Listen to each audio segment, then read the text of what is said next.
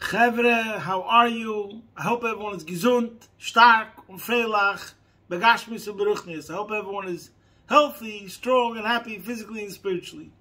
Today is Asara B'Tevis. It's a fast day.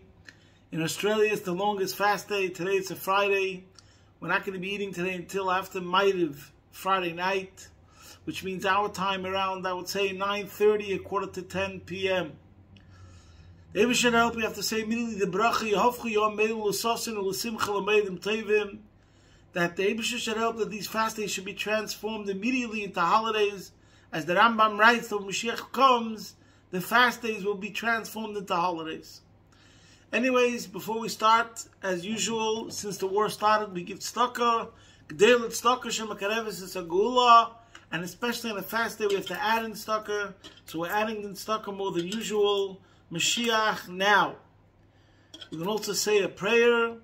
This time we're going to say from Kapitel Kuf Chof Aleph, and it's going to be connected. It's going to be connected to the theme that we're going to speak about today, which is the Jewish approach to exile. The pasuk says in Kapitel Kuf Chof Aleph, pasuk Aleph, Shir la'maylois esa eina yelahorim me'ayin yovo yezri. A song to the ascents. I lift up my eyes to the mountains. From where will my help come? So first of all, there's a moedik pshat brought down in Medrash Tanchuma that Esa Einai Elohorim is going on Mashiach. There's a Medrash Tanchuma that says as follows: Shir Amaylis Esa Einai Elohorim Zeh Shem Rakosav Mi Ato Har HaGodil. Who is the tallest mountain? Mashiach. Zeh Mashiach ben David. V'loma nikra shmoy har HaGodel. Why is he called the tallest mountain, the greatest mountain? Shu godel min ha'avos. He's higher, greater than the avos. Shenemar, because there's a pasuk that says, Hine yaskil eved yorim v'nosa avdi yorim v'nosa v'govim moed. That Mashiach is the yaskil avdi, my servant, my subject, who will be very successful. Yoram is exalted, and we say Yoram me'avram. V'nasa he becomes high. Mi-Yitzchak. That means that he's higher than Yitzchak. V'gova, and exceedingly lofty, mi-Yaakov. So this goes on Mashiach, and that's what it means. Esa Einai Elohorim. So obviously, one interpretation means that the ultimate salvation, as people are saying, Apetrona Yichidi, Zeh Mashiach. The only thing that's really going to help all the situations and every situation is Mashiach. True. But there's another meaning of Esa Einai Elohorim, which means we have to raise our eyes. A man who lives with a hope for a better future, for an improved tomorrow, that's the way a person survives Golus. Only by Esa Einai Elohorim. Keep your eyes on the prize. Remember what the objective is. We're here only in Golus temporarily and on a mission to bring redemption to the world. Each one doing their part to bring Mashiach. And that's what it means. How are we going to get the salvation? How are we able to survive? Because Esa Einai Elohorim. We're keeping on being focused. We raised our awareness. We raised our consciousness. Mishtel Zechecha. We rise above exile by focusing on a better tomorrow, on a beautiful future, Mashiach. And we live with this hope, and this hope empowers us to be able to strive higher and to thrive even in Golus. And that's what we're going to talk about today. Primarily, there are two sichas of the Rebbe which talk about how Yaakov, in this week's Parsha, makes Yosef swear that he's going to take him out of Egypt. And the pasuk says that in the beginning of the Parsha, right away, and it's phenomenal that the words in the pasuk, 3 times it says no. The time approached for Yaakov to pass away. It's right away in the beginning of the pasuk, or the Parsha, the second pasuk. Vayikol v'nei liYosef vayomer lehem no motzasi chen beinecha simno yodcha tachas yerechi. So the pasuk says he called for Yosef and said to him, please, if I have found favor in your eyes, please place your hand under my thigh and do kindness and truth with me. Please do not bury me in Egypt. I don't know if there's another pasuk. You'll have to ask by the experts in Google if there's another pasuk in the Torah where it says 3 times no. A father talking to a son and he's saying 3 times please. And then the pasuk says, "V'shachavti im avoisai," I will lie down with my fathers. "Unesasani mimitzrayim," and you shall transport me out of Egypt. We'll soon speak about this. The Rebbe spoke about this many times. "Ukvartani b'kvarosam," bury me in their grave.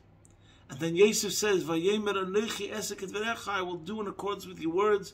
But then that's not enough. "Vayomer ishavali," and Yaakov says, "Swear to me." "Vayishavalei," and he swore. So there's one Sikha Rebbe in Chilik Lamed Hey that connects the fact that he made Yosef swear, and also that Yaakov prostrated himself toward the head of the bed, towards Yosef in a way. That's a Sikha in Chilik Lamed Hey where the Rebbe connects these two happenings. What's the significance of one following the other? See there. And then I'm going to speak really the reason why Yaakov made Yosef swear, the spiritual reason behind the Pichsidis. That's a Sikha and Chelik Chafei. So the obvious question over here is that the Rebbe really speaks about it in both places. But the Pashta Pshat in Chelik Lamed Hey, the Rebbe addresses, but why does Yaakov make Yosef swear? After Yosef said that he's going to do it already, as the pasuk itself says, "Vayemer anochi esek v'recha," you could trust Yosef. If Yosef says he's going to do it, he's going to do it. But why does the father say no? You have to swear. So all the Mefarshim bring this out, and the Rebbe covers it, is because it wasn't that he didn't trust Yosef to do it, according to the Pashta Pshat, but because of Paroi. Because Yaakov understood that the fact that he was going to be buried outside of Egypt would be seen as a big blow to the whole country of Egypt and to Paroi. And as we see today, what's going on, the whole issue of immigration is a big subject in all countries in the world. There's this tension between pluralism, universalism, and nationalistic and national individual feelings, etc., etc. That's one of the main hot topics of the world right now in every single country where there's different parties and different opinions. So imagine the Torah tells us exactly, we see everything in the Torah. Yaakov was scared. First of all, Rashi brings right over here in the beginning of the Parsha that he says 3 reasons why Yaakov wanted to be buried in Eretz Yisrael. See Rashi, one of the reasons is because he figured they're going to make a deity of Yaakov, and he didn't want that. They're going to make an Avodah Zarah.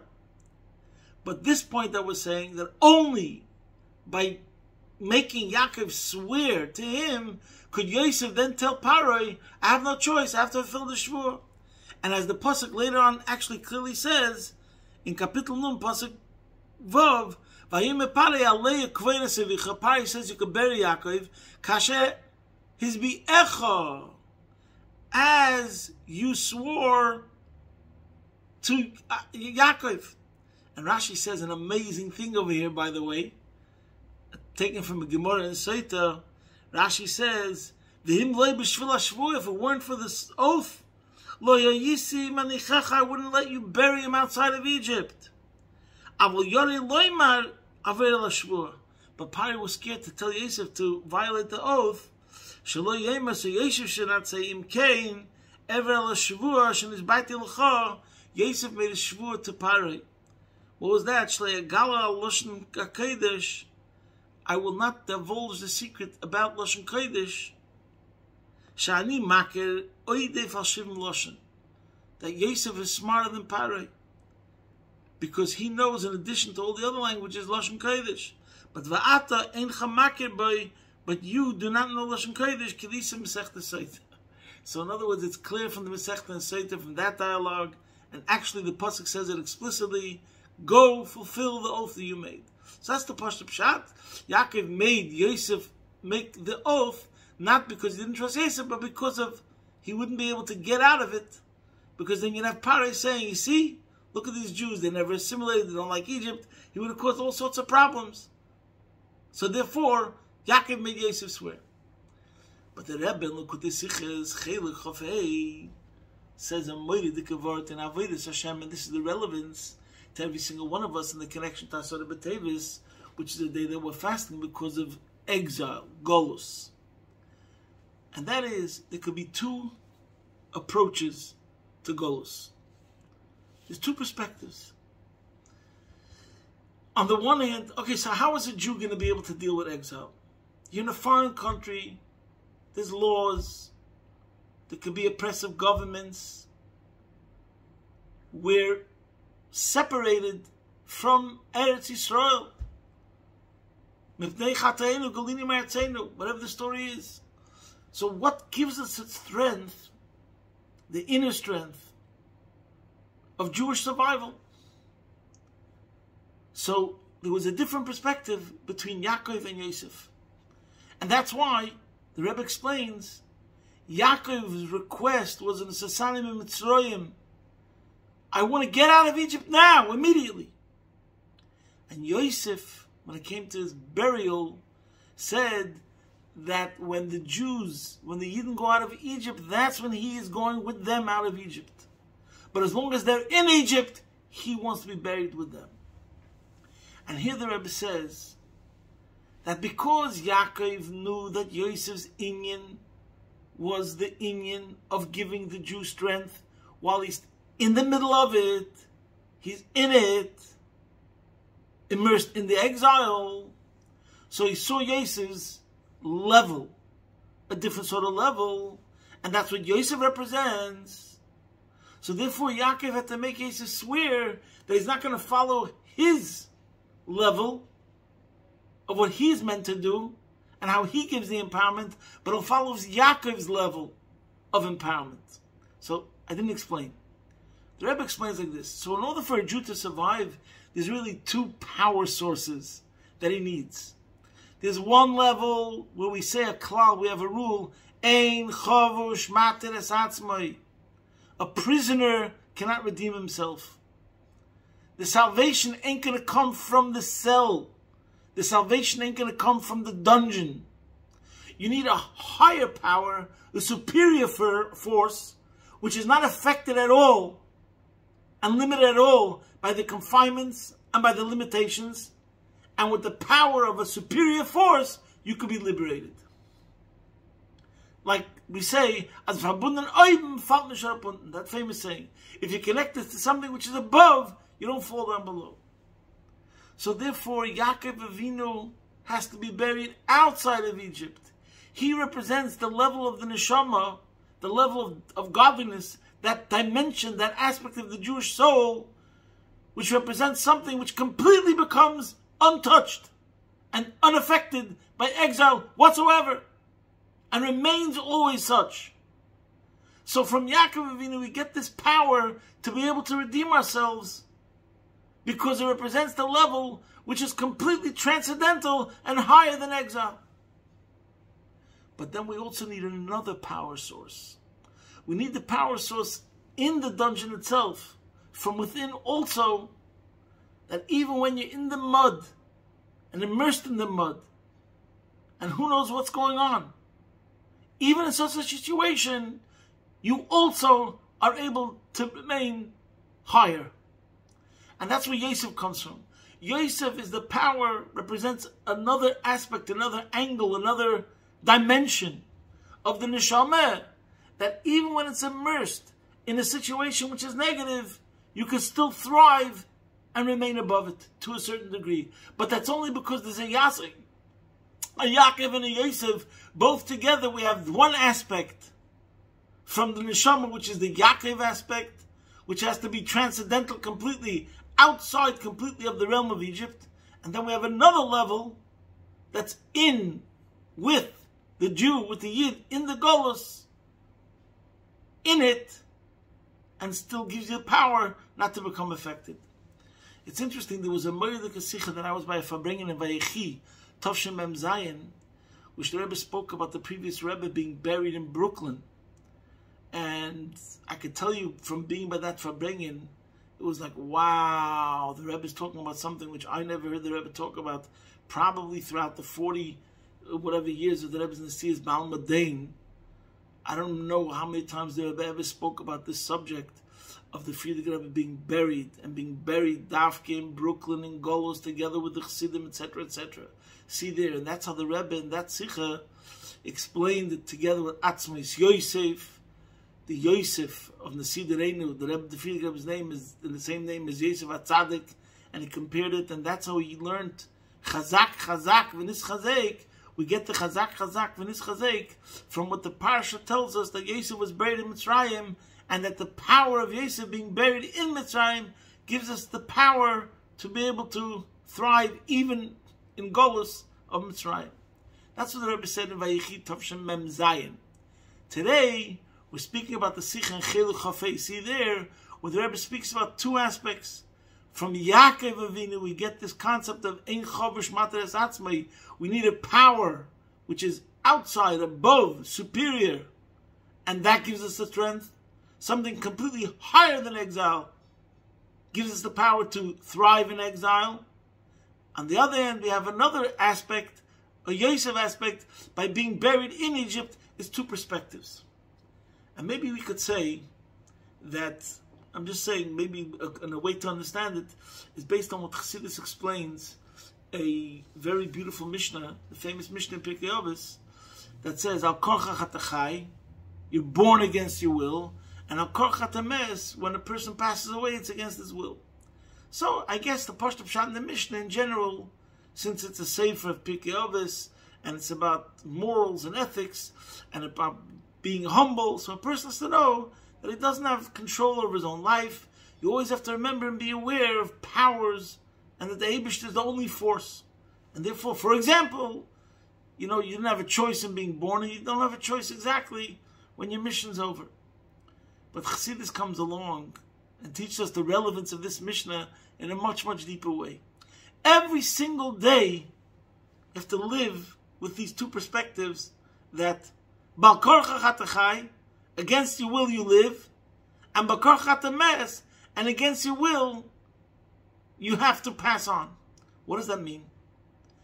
According to Chassidus, these two perspectives represent something called rotzoi v'shuv. We spoke about this many times. There's a rotzoi aspect, which means that on one hand the soul has to feel, what am I doing over here in this world? Oy vey, I had a descent. My real place is being connected to godliness, elikus, ruchnis, tzom molocho nafshi, ki ayol taroi galafike moyim, ach lelikim doi mi nafshi. So we have all these verses that talk about the soul's longing to reconnect and to be one with Hashem on the deepest, highest, most intimate level of cleaving and unification. That's what's called a rotzui, a sense of transcendence. So when a person lives with that on the one hand, we tell him, Bal korcha chatachai, against your will, you're living. What does it mean you're living? You have to get on with the job and give life to the body. That's what it means. You're being told on the one hand, Bal korcha chatachai, I know, you'd love to leave the body in a certain sense, to become more spiritual, but you have a mission. And the mission is to work with the body, to work with the world, to make a dwelling place for Hashem. And that's what it means. Bal korcha chatachai. You're forced, get on with the job. On the other hand, we say Bal korcha tames, because there's one other part, paradoxically, where Neshama senses that what he could accomplish in this world, he can't accomplish even in the greatest, highest spiritual worlds.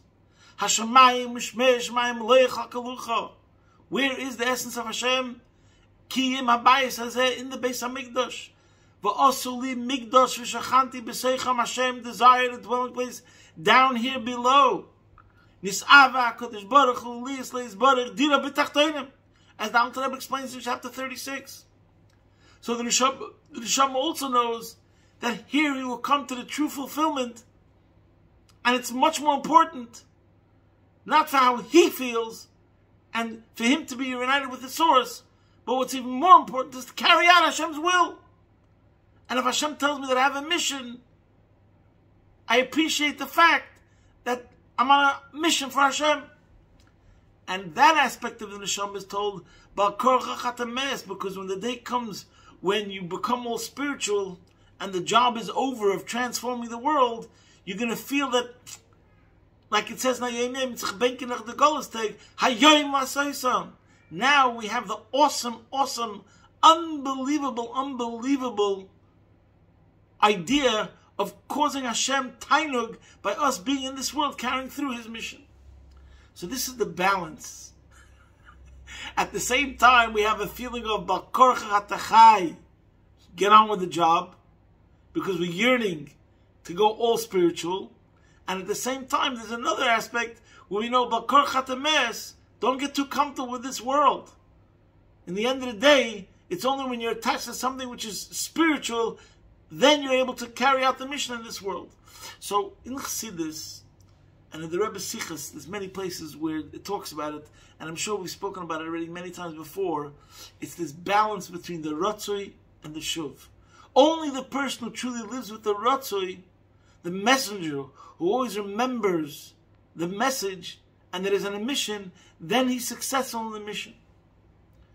And it's a famous word, we Chassidus, I'm sure many times, Chassidim used to say that in Lekutei Torah, every couple of pages, the Alter Rebbe asks the question, why did the Neshama come down into a body? And the Alter Rebbe answers, why does the Neshama have to come down to a body, deal with the tzitzis, b'tzemer gashmi, tefillin, b'klav gashmi? Why do we have to deal with dandruff, psoriasis, acne, and a lot of other problems, or whatever it is? The Neshama L'mayla had Avos Hashem and Yiras Hashem was beautiful. It was paradise. It was heaven. And the answer is, you're on a mission. And the answer from the Chassidim, why does Alter Rebbe every 5 pages have to ask this question, even though technically it's because the Tzemach Tzedek chose my bottom, but the question still remains. In other words, we see from the Chassidus of the Alter Rebbe that this question was constantly asked and repeated in the Alter Rebbe's Chassidus and in his Maimorim. Why? And the answer is, only a person who asks himself this question every 5 pages, what am I doing here? Then he's focused on the mission. What's the purpose and what's the meaning of it all? And the answer is to make a deal leis barach v'tachtonim. And this is also in the Sikha of Chav Ches, of Chiluk Chafei, which is from a Sikha also of Asar B'Tevis of Tovshem Mem Gimel. You have to hear that Sikha where the Rebbe speaks about Unesasani Mitzrayim, and it's also printed a bit in the Chiluk Chafei. The Rebbe was screaming. It's a life-changing Sikha where the Rebbe says every person has to cry out, "Carry me out of Egypt. This is not our place. Our place is not exile. We don't belong here." Only a person who lives with that is successful in being in the Egypt and carrying through the mission successfully. And the Rebbe in that Sikh itself brings out the paradox.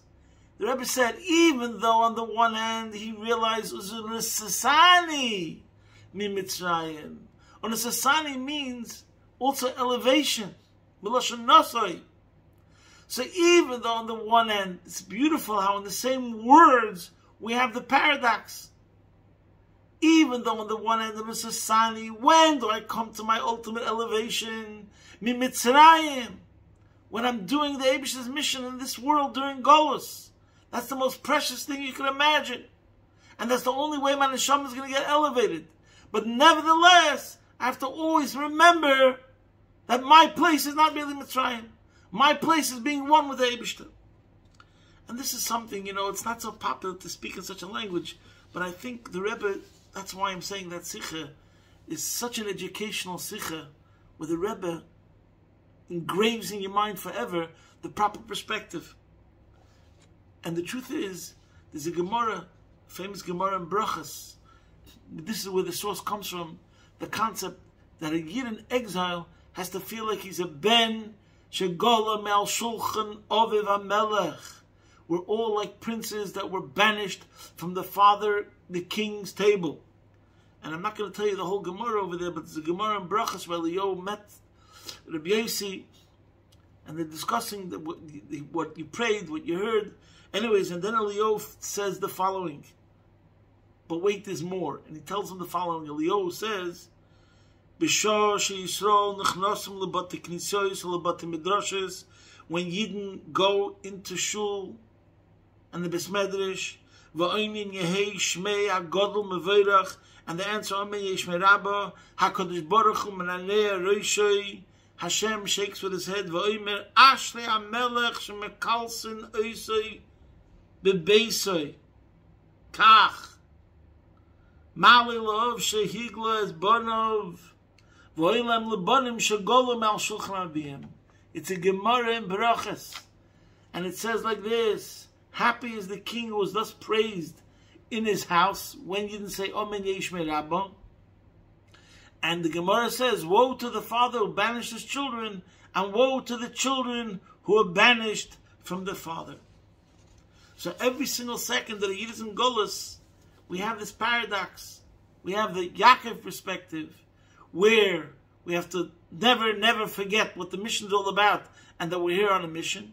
We have the Yosef perspective, that we have to get involved with the mission properly and carry it out properly. And the Rebbe in the Sikh and Chelech Hafei finishes off, which he spoke many times about it, how we daven 3 times a day as Tzemach Dover Avdecha Me'eres Atzmiach, that we ask that Hashem should cause Mashiach to come quickly and to flourish. Mekani Tolim B'Yishuasecha Ki Lishuascha Kivinu Kol Hayom. And as the Rebbe used to emphasize many times, doesn't only mean because we hope and daven for your salvation every day, but kol hayom, all day. And we say the Shachas Mincha Ma'ariv. The Rebbe should help that when he sees that the Jew properly has this mixed emotion, that on one hand we're always longing to be connected to something higher, and we never forget what our true identity is. Somebody was once speaking and he said, there's a difference whether you say you're a Jewish American or you're an American Jew. Rahman al-San, if you say you're a Jewish American, that means you're an American. But if you say you're an American Jew, that means you're a Jew. That idea. But you happen to be an American. It's the same idea. A Yid is in Golus. Our bodies are in Golus. But our soul, our spirit, our connection is not affected one iota. We'll finish off with one word story that we said many times. It's a very profound story, and there's different versions, whether it happened with the Tzemach Tzedek, or the Rebbe Rashab, or the Rebbe Marash, that there was a chassid who used to live in Lubavitch. He was a very Chassidic Jew. Then he moved to Petersburg, which was a cosmopolitan city, and he became affected. He had a shtickle descent, where previously he was a very Chassidic person. He became a bit more modernized, and decided to take off his kapota, which was the Hasidic garb. But whenever he went to Lubavitch, to the Rebbe Rashab or the Rebbe Marash, he used to put on his kapota. One day he said, you know what, who am I fooling? Well, I'm going to be honest. And he came to Lubavitch and he took off his kapota and he wore his regular, secular, mundane clothes. So when he saw the Rebbe, the Marash, the Rashab, the Tzemach Tzedek, the Rebbe said, Bizer, habe ich gewundert, wer der Emes ich. Zieh in Lubavitch, zieh in Petersburg. Until now I was wondering, who is the true you? The way you are in St. Petersburg, or the way you are in Lubavitch? It's the Zech, the Emes ich, wie in Petersburg. Now I see that the true you is the way you are in Petersburg.